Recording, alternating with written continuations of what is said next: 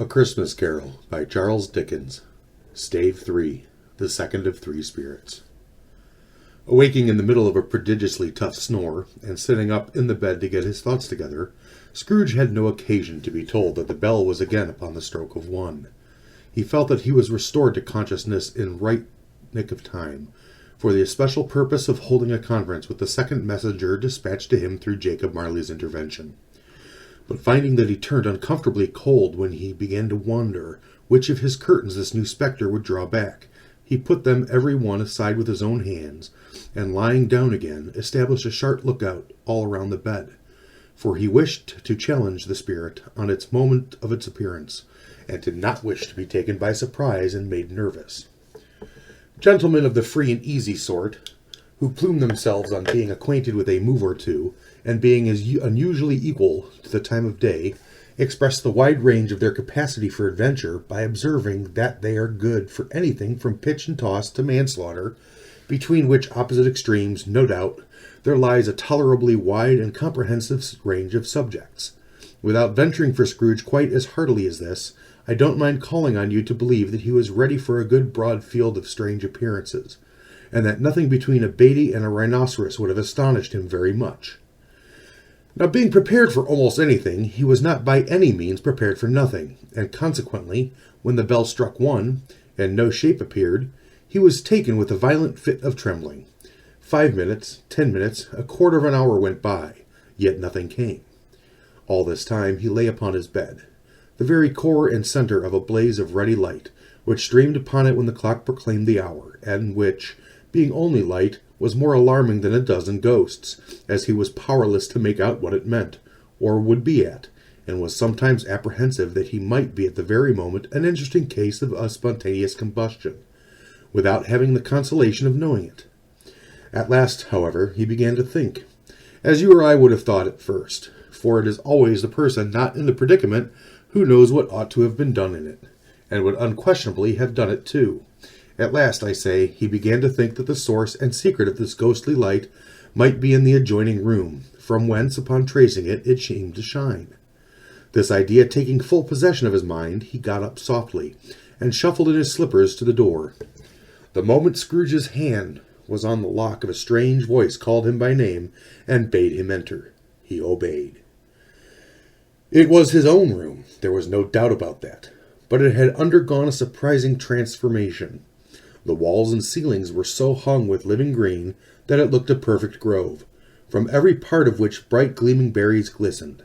The crisp leaves of holly, mistletoe, and ivy reflected back the light, and if so many little mirrors had been scattered there, and such a mighty blaze went roaring up the chimney as the dull petrification of a hearth had ever known in Scrooge's time, or Marley's, or for many and many a winter season gone. Heaped up on the floor, to form a kind of throne, were turkeys, geese, game, poultry, brawn, great joints of meat, suckling pigs, long wreaths of sausage, mince pies, plum puddings, barrels of oysters, red-hot chestnuts, cherry-cheeked apples, juicy oranges, luscious pears, immense twelfth cakes, and seething bowls of punch that made the chamber dim in their delicious steam. In easy state upon this couch there sat a jolly giant, glorious to see, who bore a glowing torch, in shape not unlike Plenty's horn, and held it up, high up, to shed its light on Scrooge as he came peeping round the door. "Come in," exclaimed the ghost. "Come in and know me better, man." Scrooge entered timidly, and hung his head before the spirit. He was not the dogged Scrooge he had been, and though the spirit's eyes were clear and kind, he did not like to meet them. "I am the ghost of Christmas present," said the spirit. "Look upon me." Scrooge reverently did so. It was clothed in one simple deep green robe, or mantle, bordered with white fur. This garment hung so loosely on the figure that its capacious breast was bare, as if disdaining to be warded or concealed by any artifice. Its feet, observable beneath the ample folds of the garment, were also bare, and on its head it wore no other covering than holly wreath, set here and there with shining icicles. Its dark brown curls were long and free as its genial face, its sparkling eye, its open hand, its cheery voice, its unconstrained demeanor, and its joyful air. Girded round its middle was an antique scabbard, but no sword was in it, and the ancient sheath was eaten up with rust. "You have never seen the like of me before," exclaimed the spirit. "Never," Scrooge made to answer. "Have never walked forth with the younger members of my family, meaning, for I am very young, my elder brothers born in these later years," pursued the phantom. "I don't think I have," said Scrooge. "I am afraid I have not. Have you had many brothers, spirit?" "More than 1,800, said the ghost. "A tremendous family to provide for," muttered Scrooge. The ghost of Christmas present rose. "Spirit," said Scrooge submissively, "conduct me where you will. I went forth last night on compulsion, and learned a lesson in which is working now. Tonight, if you have aught to teach me, let me profit by it." "Touch my robe." Scrooge did as he was told, and held it fast. Holly, mistletoes, red berries, ivy, turkeys, geese, game, poultry, brawn, meat, pigs, sausages, oysters, pies, puddings, fruit, and punch all vanished instantly. So did the room, the fire, the ruddy glow, the hour of night, and they stood in the streets on Christmas morning, where, for the weather was severe, the people made a rough but brisk and not unpleasant kind of music, in scraping the snow from the pavement in front of their dwellings, and from the tops of their houses, whence it was mad delight to the boys to see it plumbing down into the road below, and splitting into artificial little snowstorms. The house fronts looked black enough, and the windows blacker, contrasting with the smooth white sheet of snow upon the roofs, and with the dirtier snow upon the ground, which last deposit had been plowed up in deep furrows by the heavy wheels of carts and wagons, furrows that crossed and recrossed each other hundreds of times, where the great streets branched off and made intricate channels, hard to trace in the thick yellow mud and icy water. The sky was gloomy, and the shortest streets were choked up with a dingy mist, half thawed, half frozen, whose heavier particles descended in the shower of sooty enums. And if all the chimneys in Great Britain had, by one consent, caught fire and were blazing away to their dear hearts' content, there was nothing very cheerful in the climate or the town, and yet there was an air of cheerfulness abroad that the clearest summer air and brightest summer sun might have endeavored to diffuse in vain. For the people who were shoveling away on their housetops were jovial and full of glee, calling out to one another from the parapets, and now and then exchanging a facetious snowball, better-natured missile far than many a wordy jest, laughing heartily if it went right, and not less heartily if it went wrong. The poulterers' shops were still half open, and the fruiters were radiant in their glory.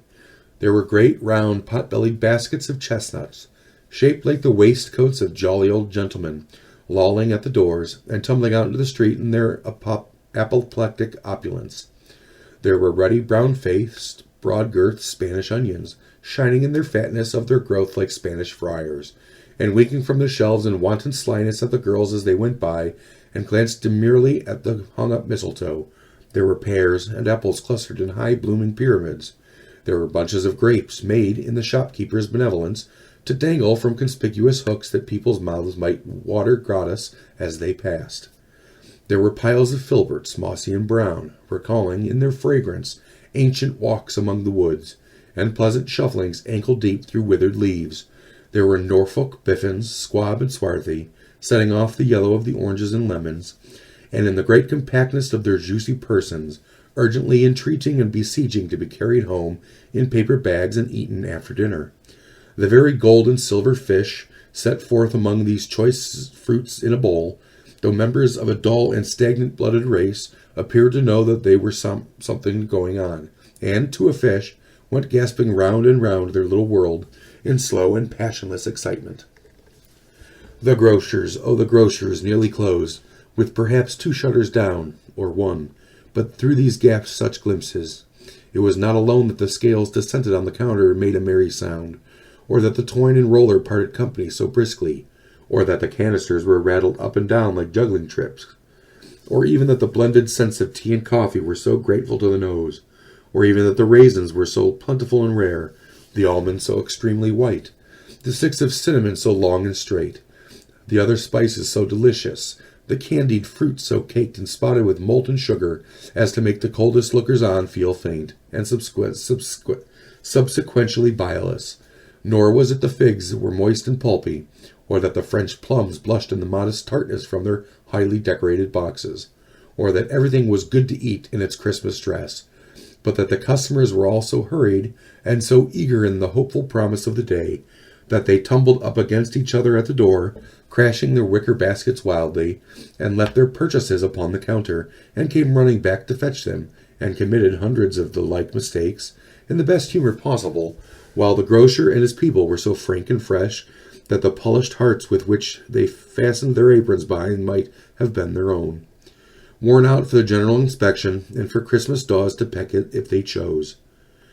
But the steeples called good people all to church and chapel, and away they came, flocking through the streets in their best clothes and with their gayest faces. And at the same time there emerged from scores of by-streets, lanes, and nameless turnings innumerable people, carrying their dinners to the baker's shop. The sight of these poor revelers appeared to interest the spirit very much, for he stood with Scrooge beside him in a baker's doorway, and, taking off the covers of as the bearers passed, sprinkled incense on their dinners from his torch. And it was a very uncommon kind of torch, for once or twice, when there were angry words between some dinner carriers who had jostled each other, he shed a few drops of water on them from it, and their good nature was restored directly. For, they said, it was a shame to quarrel upon Christmas Day, and so it was. God love it, so it was. In the time the bells ceased, and the bakers were shut up, and yet there were a genial shadowing forth of all these dinners, and the progress of their cooking, in the thawed blotch of wet above the baker's oven, where the pavement smoked as if its stones were cooking too. "Is there a particular flavor in what you sprinkle from your torch?" asks Scrooge. "There is, my own." "Would it apply to any kind of dinner on this day?" asks Scrooge. "To any kindly given, to a poor one most." "Why to a poor one most?" asks Scrooge. "Because it needs it most." "Spirit," said Scrooge, after a moment's thought, "I wonder you, of all the beings in the many worlds about us, should desire to cramp these people's opportunities of innocent enjoyment." "I?" cried the spirit. "You would deprive them of their means of dining every seventh day, and often the only day on which they can be said to dine at all," said Scrooge. "Wouldn't you?" "I?" cried the spirit. "You seek to close these places on the seventh day," said Scrooge, "and it comes to the same thing." "I seek?" exclaimed the spirit. "Forgive me if I am wrong. It has been done in your name, or at least that of your family," said Scrooge.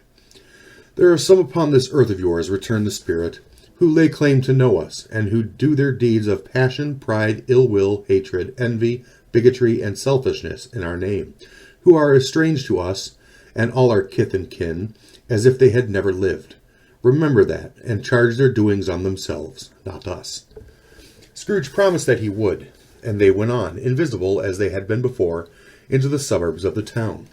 It was a remarkable quantity of the ghost, which Scrooge had observed at the baker's, that notwithstanding his gigantic size, he would accommodate himself to any place with ease, and that he stood beneath a low roof quite as gracefully and like a supernatural creature as it was possible he could have done in any lofty hall. And perhaps it was the pleasure the good spirit had in showing off this power of his, or else it was his own kind, generous, hearty nature, and his sympathy with all poor men, that led him straight to Scrooge's clerks. For there he went, and took Scrooge with him, holding to his robe, and on the threshold of the door the spirit smiled, and stopped to bless Bob Cratchit's dwelling with the sprinklings of his torch. Think of that! Bob had but 15 bob a week himself. He pocketed on Saturdays but 15 copies of his Christian name, and yet the ghost of Christmas present blessed his four-roomed house. Then up rose Mrs. Cratchit, Cratchit's wife, dressed out but poorly in a twice-turned gown, but brave in ribbons, which are cheap and make a goodly show for sixpence. And she laid the cloth, assisted by Belinda Cratchit, second of her daughters, also brave in ribbons, while Master Peter Cratchit plunged a fork into the saucepan of potatoes, and getting the corners of his monstrous shirt-collar, Bob's private property, conferred upon his son and heir in honor of the day, into his mouth, rejoiced to find himself so gallantly attired, and yearned to show his linen in the fashionable parks. And now 2 smaller Cratchits, boy and girl, came tearing in, screaming that outside the baker's they had smelt the goose, and known it for their own, and basking in luxurious thoughts of sage and onion, these young Cratchits danced about the table, and exalted Master Peter Cratchit to the skies, while he, not proud, although his collars nearly choked him, blew the fire until the slow potatoes bubbled up, knocked loudly at the saucepan lid to be let out, and peeled. "What has ever got your precious father, then?" said Mrs. Cratchit, "and your brother, Tiny Tim? And Martha warn't as late last Christmas Day by half an hour." "Here's Martha, mother," said a girl, appearing as she spoke. "Here's Martha, mother," cried the two young Cratchits. "Hurrah! There's such a goose, Martha." "Why, bless your heart alive, my dear, how late you are," said Mrs. Cratchit, kissing her a dozen times, and taking off her shawl and bonnet for her with officious zeal. "We'd a deal of work to finish up last night," replied the girl, "and had to clear away this morning, mother." "Well, never mind so long as you are come," said Mrs. Cratchit. "Sit ye down before the fire, my dear, and have a warm, Lord bless ye." "No, no, there's father coming," cried the two young Cratchits, who were everywhere at once. "Hide, Martha, hide." So Martha hid herself, and in came little Bob, the father, with at least 3 feet of comforter, exclusive of the fringe, hanging down before him, and his threadbare clothes darned up and brushed to look seasonable, and Tiny Tim upon his shoulder. Alas for Tiny Tim, he bore a little crutch, and had his limb supported by an iron frame. "Why, where's our Martha?" cried Bob Cratchit, looking round. "Not coming," said Mrs. Cratchit. "Not coming," said Bob, with a sudden declension in his high spirits, for he had been Tim's blood horse all the way from church, and had come home rampant. Not coming upon Christmas Day? Martha didn't like to see him disappointed, if it were only in joke, so she came out prematurely from behind the closet door, and ran into his arms, while the two young Cratchits hustled Tiny Tim, and bore him off to the wash-house, that he might hear the pudding singing in the copper. "And how did little Tim behave?" asked Mrs. Cratchit, when she had her rallied Bob on his credulity, and Bob hugged his daughter to his heart's content. "As good as gold," said Bob, "and better. Somehow he gets thoughtful, sitting by himself so much, and thinks the strangest things you ever heard. He told me, coming home, that he hoped the people saw him in the church, because he was a cripple, and it might be pleasant to them to remember upon Christmas Day who made lame beggars walk and blind men see." Bob's voice was tremulous when he told them this, and trembled more when he said that Tiny Tim was growing strong and hearty. His active little crutch was heard upon the floor, and back came Tiny Tim before another word was spoken, escorted by his brother and sister to his stool beside the fire. And while Bob, turning up his cuffs, as if, poor fellow, they were capable of being made more shabby, compounded some hot mixture in a jug with gin and lemons, and stirred it round and round, and put it on the hob to simmer, Master Pete and the two ubiquitous young Cratchits went to fetch the goose, with which they soon returned in high procession. Such a bustle ensued that you might have thought a goose the rarest of all birds, a feathered phenomenon, to which a black swan was a matter of course, and, in truth, it was something very like it in that house. Mrs. Cratchit made the gravy, ready beforehand in a little saucepan, hissing hot. Master Peter mashed the potatoes with incredible vigor. Miss Belinda sweetened up the apple sauce. Martha dusted the hot plates. Bob took Tiny Tim beside him in a tiny corner at the table. The two young Cratchits sat chairs for everybody, not forgetting themselves, and mounting guard upon their posts, crammed spoons into their mouths, lest they should shriek for the goose before their turn came to be helped. At last the dishes were set on, and grace was said. It was succeeded by a breathless pause, as Mrs. Cratchit looked slowly all along the carving knife, prepared to plunge it in the breast. But when she did, and when the long-expected gush of stuffing flushed forth, one murmur of delight arose all around the board, and even Tiny Tim, excited by the two young Cratchits, beat on the table with the handle of his knife and cried feebly, "Hurrah!" There was never such a goose. Bob said he didn't believe there had ever been such a goose cooked. Its tenderness and flavor, size and cheapness were the themes of universal admiration. Eked out by apple sauce and mashed potatoes, it was a sufficient dinner for the whole family. Indeed, as Mrs. Cratchit said with great delight, surveying one small atom of a bone upon the dish, they hadn't ate it all at last. Yet everyone had had enough, and the youngest Cratchits in particular were steeped in sage and onion to the eyebrows. But now the plates were being changed by Miss Belinda. Mrs. Cratchit left the room alone, too nervous to bear witness, to take the pudding up and bring it in. Suppose it should not be done enough. Suppose it should break in turning out. Suppose somebody should have got over the wall of the backyard and stolen it. While they were merry with the goose, a supposition at which the two young Cratchits became livid. All sorts of horrors were supposed. Hollow, a great deal of steam. The pudding was out of the copper. A smell like a washing day. That was the cloth. A smell like an eating house and the pastry cooks next door to each other, with the laundresses next door to that. That was the pudding. In half a minute Mrs. Cratchit entered, flushed but smiling proudly, with the pudding like a speckled cannonball, so hard and firm, blazing in half quartain of ignited brandy, and bedight with Christmas holly stuck upon the top. "Oh, what a wonderful pudding," Bob Cratchit said, and calmly, too, that he regarded it as the greatest success achieved by Mrs. Cratchit since their marriage. Mrs. Cratchit said that, now that the weight was off her mind, she would confess she had her doubts about the quality of the flour. Everybody had something to say about it, but nobody said or thought of it as a small pudding for a large family. It would have been flat heresy to do so. Any Cratchit would have blushed to hint at such a thing. At last the dinner was all done. The cloth was cleared, the hearth swept, and the fire made up. The compound in the jug being tasted and considered perfect, apples and oranges were put upon the table, and a shovelful of chestnuts on the fire. Then all the Cratchit family drew round the hearth at what Bob Cratchit called a circle, meaning half a one, and at Bob Cratchit's elbow stood the family display of glass, 2 tumblers and a custard cup without a handle.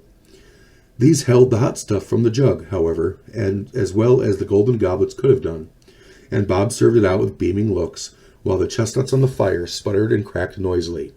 Then Bob proposed, "A Merry Christmas to us all, my dears. God bless us," which all the family re-echoed. "God bless us, everyone," said Tiny Tim, the last of all. He sat very close to his father's side, upon his little stool.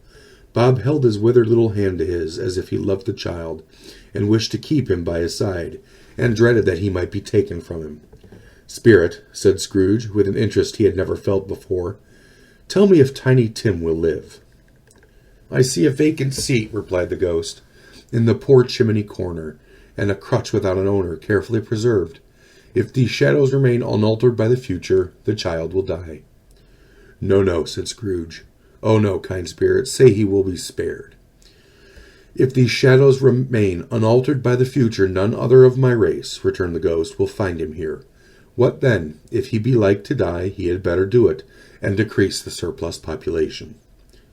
Scrooge hung his head to hear his own words quoted by the spirit, and was overcome with penitence and grief. "Man," said the ghost, "if man you be in heart, not adamant, forbear that wicked cant until you have discovered what the surplus is, and where it is. Will you decide what men shall live, what men shall die? It may be that, in the sight of heaven, you are more worthless and less fit to live than millions like this poor man's child. O God, to hear the insect on the leaf pronouncing on this too much life among his hungry brothers in the dust." Scrooge bent before the ghost's rebuke, and, trembling, cast his eyes upon the ground. But he raised them speedily upon hearing his own name. "Mr. Scrooge," said Bob, "I give you Mr. Scrooge, the founder of the feast." "The founder of the feast, indeed," cried Mrs. Cratchit, reddening. "I wish I had him here. I'd give him a piece of my mind to feast upon, and I hope he'd have a good appetite for it." "My dear," said Bob, "the children. Christmas Day." "It should be Christmas Day, I am sure," said she, on which one drinks to the health of such an odious, stingy, hard, unfeeling man as Mr. Scrooge. "You know he is, Robert. Nobody knows it better than you do, poor fellow." "My dear," was Bob's mild answer, "Christmas Day." "I'll drink his health for your sake and the day's," said Mrs. Cratchit. "Not for his. Long life to him. A Merry Christmas and a Happy New Year. He'll be very merry and very happy, I have no doubt." The children drank the toast after her. It was the first of their proceedings which had no heartiness in it. Tiny Tim drank it last of all, but he didn't care 2 pence for it. Scrooge was the ogre of the family. The mention of his name cast a dark shadow on the party, which was not dispelled for a full 5 minutes. After he had passed away, they were 10 times merrier than before, from the mere relief of Scrooge the baleful being done with.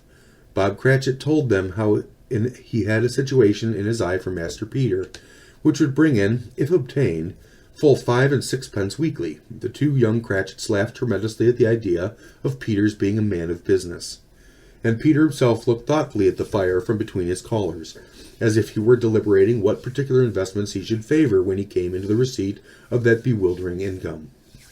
Martha, who was a poor apprentice at a milliner's, then told them what kind of work she had to do, and how many hours she worked at a stretch, and how she meant to lie abed tomorrow morning for a good long rest. Tomorrow being a holiday, she passed at home. Also, how she had seen a countess and a lord some days before, and how the lord was much about as tall as Peter, at which Peter pulled up his collar so high that you couldn't have seen his head if you had been there. All this time the chestnuts in the jug went round and round, and by they had a song about a lost child traveling in the snow, from Tiny Tim, who had a plaintive little voice and sang it very well indeed. There was nothing on high mark in this. They were not a handsome family. They were not well dressed. Their shoes were far from being waterproof. Their clothes were scanty, and Peter might have known, and very likely did, the inside of a pawnbroker's.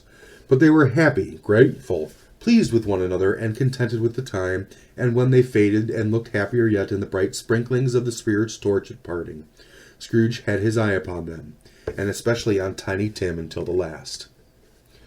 By the time it was getting dark, and snowing pretty heavily, as Scrooge and the Spirit went along the streets, the brightness of the roaring fires in the kitchens, parlors, and all sorts of rooms were wonderful here.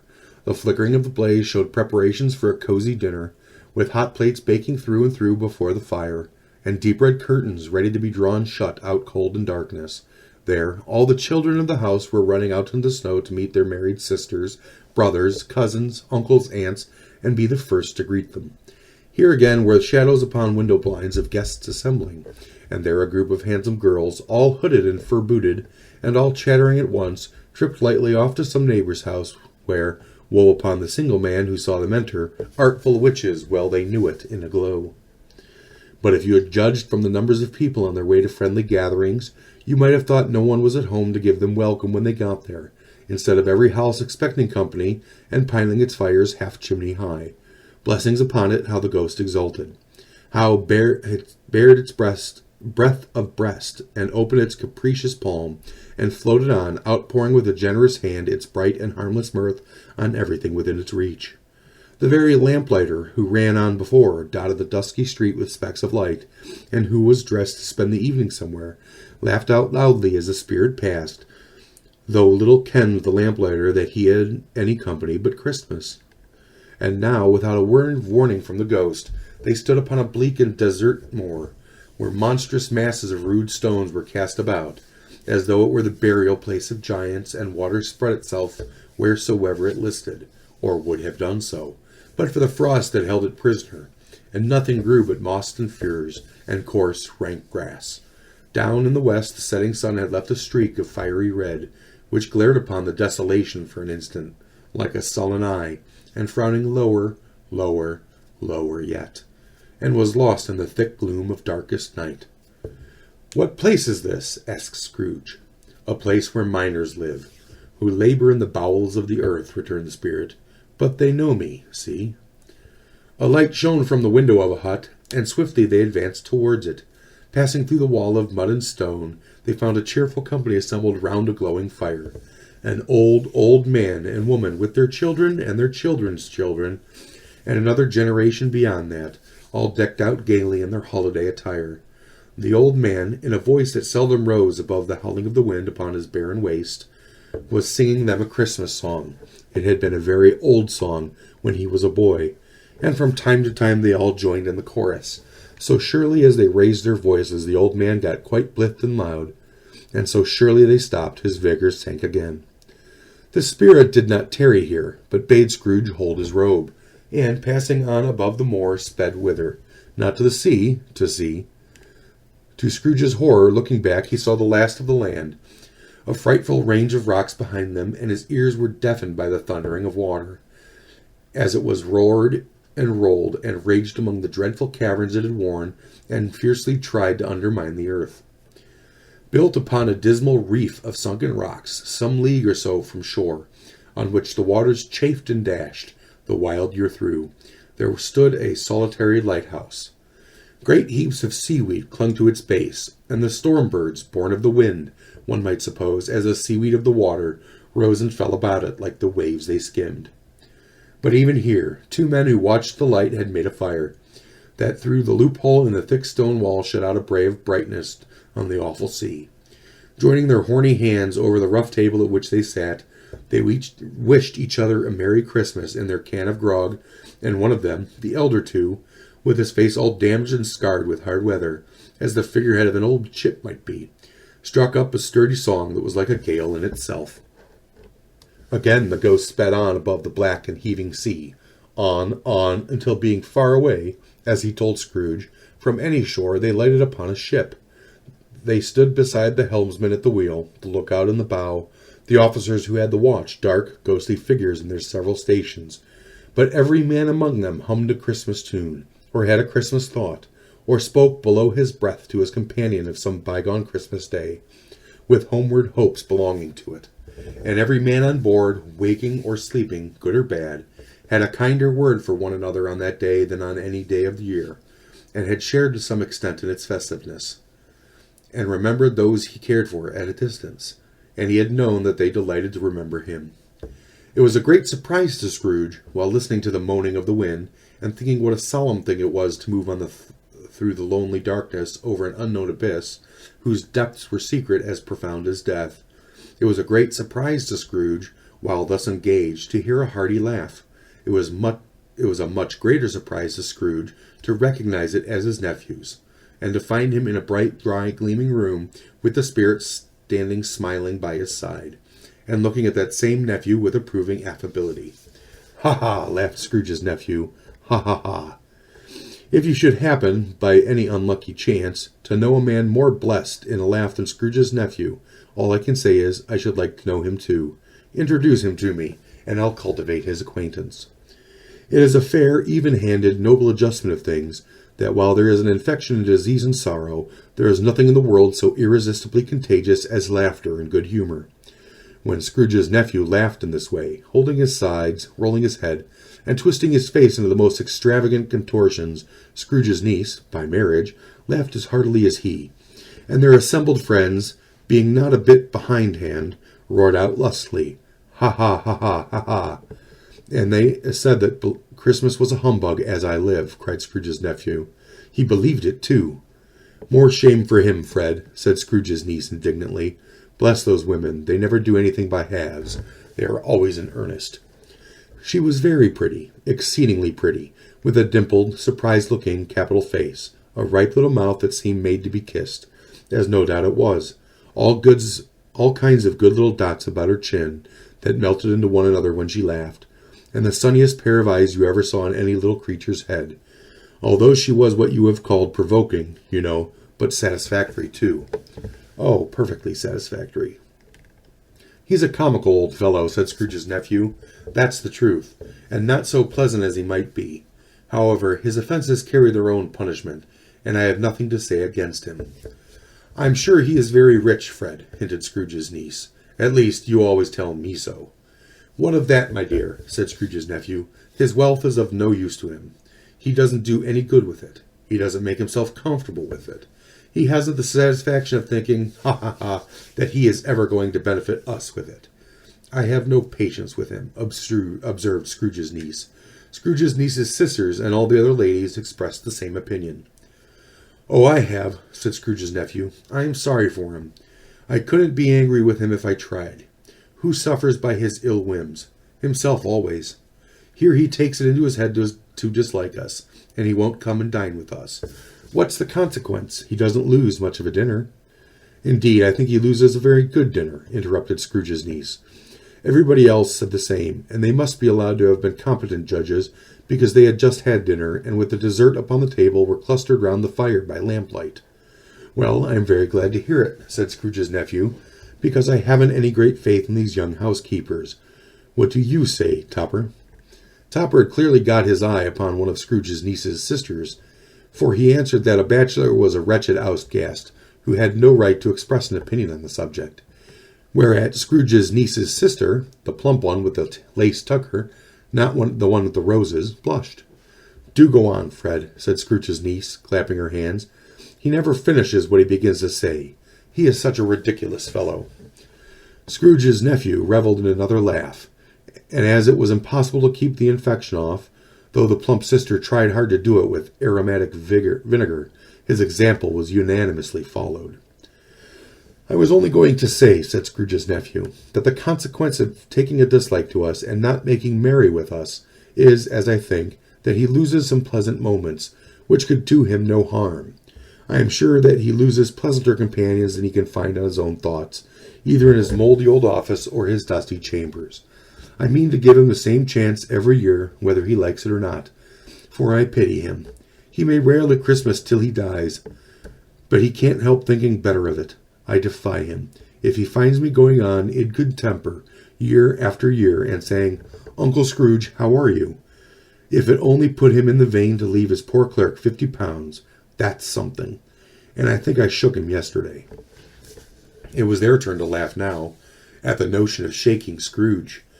But being thoroughly good-natured and not much caring what they laughed at, so they laughed at any rate, he encouraged them in their merriment, and passed the bottle joyously. After tea they had some music, for they were a musical family, and knew what they were out about when they sang a glee or catch. I can assure you, especially Topper, who could growl away in the bass like a good one, and never swell the large veins in his forehead, or get red in the face over it. Scrooge's niece played well upon the harp, and played, among other tunes, a simple little air, a mere nothing you might learn to whistle it in 2 minutes, which had been familiar to the child who fetched Scrooge from the boarding-school, as he had been reminded by the ghost of Christmas past. When this strain of music sounded, all the things that the ghost had shown him came upon his mind.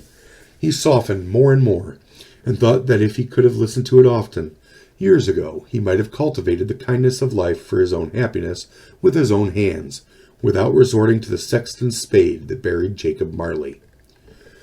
But they didn't devote the whole evening to music. After a while they played at forfeits, for it is good to be children sometimes, and never better than at Christmas, when its mighty founder was a child himself. Stop!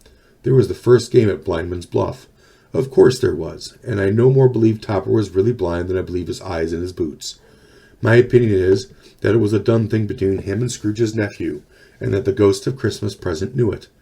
The way he went after that plump sister in the lace tucker was an outrage on the credulity of human nature. Knocking down the fire irons, tumbling over the chairs, bumping up against the piano, smothering himself amongst the curtains. Wherever she went, there he went. He always knew where the plump sister was. He couldn't catch anybody else. If you had fallen up against him, as some of them did, on purpose, he would have made a feint of endeavoring to seize you, which would have been an affront to your understanding, and would instantly have sidled off in the direction of the plump sister. She often cried out that it wasn't fair, and it really was not. But when, at last, he caught her, when, in spite of all her silken rustlings and her rapid flutterings past him, he got her into a corner whence there was no escape, then his conduct was the most execrable. For his pretending not to know her, his pretending that it was necessary to touch her headdress, and further to assure himself of her identity by pressing a certain ring upon her finger, and about a certain chain about her neck, was vile and monstrous. No doubt she told him her opinion of it when, another blind man being in the office, they were so very confidential together behind the curtains. Scrooge's niece was not one of the Blind Men Bluff's party, but was made comfortable with a large chair and footstool in a snug corner where the ghost and Scrooge were close behind her. But she joined in the forfeits, and loved her love to admiration with all the letters of the alphabet. Likewise at the game of how, when, and where, she was very great, and, to the secret joy of Scrooge's nephew, beat her sisters hollow, though they were sharp girls too, as Topper could have told you. There might have been 20 people there, young and old, but they all played, and so did Scrooge, for wholly forgetting, in the interest he had in what was going on, that his voice made no sound in their ears. He sometimes came out with his guess quite loud, and very often guessed right, too, for the sharpest needle, best Whitechapel, warranted not to cut in the eye, was not sharper than Scrooge, blunt as he took it in his head to be. The ghost was greatly pleased to find him in this mood, and looked upon him with such favor that he begged like a boy to be allowed to stay until the guests departed. But this, the spirit said, could not be done. "Here is a new game," said Scrooge. "1 half-hour, spirit, only one." It was a game called Yes and No, where Scrooge's nephew had to think of something, and the rest must find out what, he only answering to their questions yes or no, as was the case. The brisk fire of questioning to which he was exposed elicited from him that he was thinking of an animal, a live animal rather than a disagreeable animal. A savage animal, an animal that growled and grunted sometimes, and sometimes talked and lived in London, and walked about the streets, and wasn't made a show of, and wasn't led by anybody, and didn't live in a menagerie, and was never killed in a market, and was not a horse, or an ass, or a cow, or a bull, or a tiger, or a dog, or a pig, or a cat, or a bear. At every fresh question that was put to him, this nephew burst out in a fresh roar of laughter, and was so inexpressibly tickled that he was obliged to get up off the sofa and stamp. At last the plump sister, falling into a similar state, cried out, "I have found it." "I know what it is, Fred. I know what it is." "What is it?" cried Fred. "It is your Uncle Scrooge." And it certainly was. Admiration was the universal sentiment, though some objected to the reply, "Is it a bear?" ought to have been yes, inasmuch as an answer in the negative was sufficient to have diverted their thoughts from Mr. Scrooge, supposing they had ever any tendency that way. "He has given us plenty of merriment, I am sure," said Fred, "and it would be ungrateful not to drink in his health. Here is a glass of mulled wine, ready to our hand at the moment, and I say, Uncle Scrooge." "Well, Uncle Scrooge," they cried, "a Merry Christmas and a Happy New Year to the old man, wherever he is," said Scrooge's nephew. "He wouldn't take it from me, but may he have it nevertheless, Uncle Scrooge." Uncle Scrooge had imperceptibly become so gay and light of heart that he would have pledged the unconscious company in return, and thanked them in inaudible speech, if the ghost had given him time. But the whole scene passed off in the breath and the last words spoken by his nephew, and he and the spirit were once again upon their travels. Many they saw, and far they went, and many homes they visited, but always with a happy end. The spirit stood beside sick beds, and they were cheerful. On foreign lands, and they were close at home. By struggling men, and they were patient in their greater hope. By poverty, and was rich. In almshouse, hospital, and gaol, in misery's every refuge, where vain man in his little brief authority had not made fast the door, and barred the spirit out, he left his blessing, and taught Scrooge his precepts. It was a long night, if it were only a night, but Scrooge had his doubts of this, because the Christmas holidays appeared to be condensed in that space of time they passed altogether. It was strange, too, that while Scrooge remained unaltered in his outward form, the ghost grew older, clearly older. Scrooge observed this change, but never spoke of it until they left the children's 12th night party, when, looking at the spirit as they stood together in an open place, he noticed that its hair was gray. "Are spirits' lives so short?" asked Scrooge. "My life upon this globe is very brief," replied the ghost. "It ends tonight." "Tonight?" cried Scrooge. "Tonight at midnight. Hark! The time is drawing near." The chimes were ringing the 3/4 past 11 at that moment. "Forgive me if I am not justified in what I asked," said Scrooge, looking intently at the spirit's robe. "But I see something strange, and not belonging to yourself, protruding from your skirts. Is it a foot or a claw?" "It might be a claw, for the flesh there is upon it," was the spirit's sorrowful reply. "Look here." From the foldings of its robe it brought 2 children, wretched, abject, frightful, hideous, miserable. They knelt down at its feet and clung upon the outside of its garment. "Oh, man, look here. Look down here," exclaimed the ghost. They were a boy and a girl, yellow, meager, ragged, scowling, wolfish, but prostrate, too, in their humility. Where graceful youth should have filled their features out and touched them with its freshest tints, a stale and shriveled hand, like that of age, had pinched and twisted them, and pulled them into shreds. Where angels might have sat enthroned, devils lurked, and glared out menacingly. No change, no degradation, no perversion of humanity in its any grade, through all the mysteries of wonderful creation, has monsters half so horrible and dread. Scrooge started back, appalled. Having them shown to him in this way, he had to try to say they were fine children, but the words choked themselves, rather than be parties to a lie of such enormous magnitude. "Spirit, are they yours?" Scrooge could say no more. "They are man's," said Spirit, looking down upon them, "and they cling to me, appealing from their fathers. This boy is ignorance, the girl is want. Beware of them both, and all of their degree, but most of all beware this boy, for on his brow I see that written which is doom, unless the writing be erased. Deny it," cried the spirit, stretching out his hands toward the city. "Slander those who tell it ye. Admit it to your facetious purposes, and make it worse, and bid thy end. Have they no refuge or resource? Cried Scrooge. Are there no prisons? Said the spirit, turning on them for the last time with his own words. Are there no workhouses? The bell struck 12. Scrooge looked about him for the ghost, and saw it not. As the last stroke ceased to vibrate, he remembered the prediction of old Jacob Marley, and, lifting up his eyes, beheld a solemn phantom, draped and hooded, coming like a mist along the ground towards him.